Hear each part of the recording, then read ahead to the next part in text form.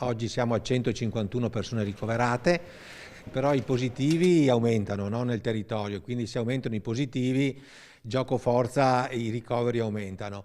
Noi ricoveriamo mediamente dalle 7 a 8 persone al giorno. Altri 10 ricoveri in area non critica, uno in più rispetto a ieri in terapia intensiva. Dati sostanzialmente stabili quelli sui pazienti Covid dell'azienda ospedaliera di Padova, ma che non fanno stare tranquilli in vista del prevedibile ulteriore aumento degli attualmente positivi durante le festività natalizie. Il timore è quello di un improvviso picco dei ricoveri, anche se il tasso di occupazione dei posti letto rimane basso. Per adesso non ci preoccupa, abbiamo raggiunto nelle precedenti ondate un numero di occupazione di posti letto molto più importante. Noi possiamo arrivare a doppiare o triplicare quella che è la possibilità di posti letto dedicati al Covid. Più preoccupante l'impatto che questo potrebbe avere sugli altri reparti. Viene un attimo rinviata tutta la parte programmabile, sia per quanto riguarda l'attività chirurgica che per quanto riguarda appunto ricoveri programmati in area medica oppure specialistica ambulatoriale che può essere appunto riprogrammata nei mesi successivi.